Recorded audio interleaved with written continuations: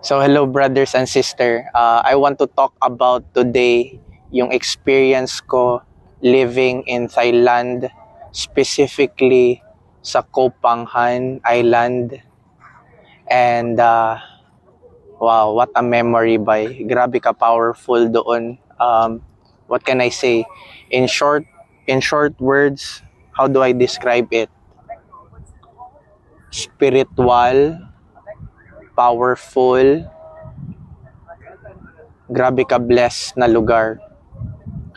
And yung island kasi nun by if you think about Thailand, mainland Thailand, laki yan siya, 'di ba? Tapos meron pa palang island diyan sa baba niyan na medyo malayo. Kung tingnan mo sa Google Map, parang akala mo hindi na siya part, pero actually part pa siya doon. And basically doon ako nag-reside for almost 3 months, and I live like a local there basically. And as you've known, alam mo naman yung regulation laws dyan rin sa Thailand. Paano ko i-describe? Ang food, lami ka yung pagkaon bay. Ambot lang kung makaangay pod mo, depende siguro sa inyong taste bud, pero ganahan magukog mga spices. And then basically yung island na yung gistayan ko, puros dami masyadong westerners. Dinagsa na siya ng westerners, mas parang controlled na siya ng naga-control na usually sa mga government doon by yung mga elite doon by mga westerners na. And laid back pa siya kasi island life lagi, hindi pa masyado siya ginapasukan ng mga outside places. And grabe ka powerful na place by, spiritual kaayo siya, daghan kaayog mga people who come there to seek retreats, mga meditation, yoga, ecstatic dancing, breathwork, mga ice bath, mga hiking in nature. And yung place na rin yun by, known rin siya for tantric. So for mga intimacy by, physical connection, spiritual connection, nandoon yan siya, known yung island na yun. So it's for the people who are open-minded by sa mga ganun na bagay. But yung island na yun, actually, known rin siya for the full moon party. So, yung nagapunta doon, not all are spiritual. Meron pa ring side doon by na, just for the party, inom lang ng alak, alcohol by, get drunk, party wasted.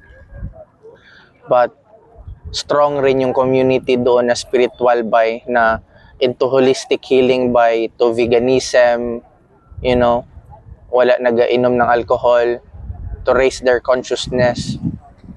So for me, it was really awakening na experience to be there by and to be part of that community.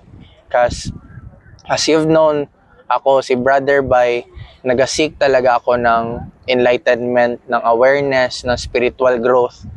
And to be part of thereby and to see that people there na naga-raise rin ng consciousness by, mas feeling mo, mas welcome ka, and parang meron kang permission slip to be more of yourself by na, okay. Kasi itong ganito na mga mindset, parang kung nasa city places ka by, ng mga normal na tao, parang isip nila na weird to na perspective. But pag nandoon ka by, tapos mga ganyan na palang mindset mo, hippie ka na by, pagpasok mo doon by, parang one ka lang by. And then, what else? Yung music nila doon by, grabe ang party scene nila doon. So, madaming klaseng party scene. Meron doon yung mga hinubog lang, party, ganda music. And then, there's this scene by na mga ecstatic dancing or tribal dance by, tribal music. Na basically, ito sila, wala masyado to silang nag-consume ng alcohol by, pero early pa lang ng hapon, morning, nag-start na yan sila mag-enjoy, mag-party. Tapos nakakuyaw pa talaga sa kanila by kay itong mga ecstatic dancing, itong mga ano nila, ginathink mo is pag mga sayaw-sayaw, usually mga adults lang, hindi by ang itong mga ecstatic dancing by for everyone, by may mga bata. So basically, before mag-start, meron tong mga events dito na mga big events by before mag-start yung mga events, meron na yan silang mga leaders na mag-start mag-meditate, mag-talk by na parang ikwento kung ano yung setup nitong vibe ng event, and ibalik-balik talaga na i-respect natin yung boundaries ng one another. Kung gusto makipagsayaw kay sister or kay brother, you make an eye contact, and kung hindi man siya magbigay ng eye contact, so that's a reason for you na hindi ka mag-continue to talk to them. So grabe ka blessed na lugar by kay meron pa rin siyang sign of love and respect, kahit na isipin mo na may pagka wild side siya kasi party lagi daw, pero by grabe ka balance doon. Maybe because yun nga, island siya by malapit ka sa surrounded ka with beaches, surrounded ka with the mountains by tapos yung laws and regulation niya is Thailand nga. And then kung alam mo, Thailand is very progressive na siya na lugar, I don't live in the Bangkok side, iba rin yun, but I'm saying is government side by part siya ng Thailand, grabe ka peaceful. Tapos Buddhism kasi yung religion doon, so grabe rin ka blessed kay Buddhism nga. So for now, yun lang muna matalk about ko. Kung gusto nyo matry by, iba talaga experience pag nandoon kayo. Pero I think na-share ko na yung side ko kung ano yung experience doon. As always, by blessed and love.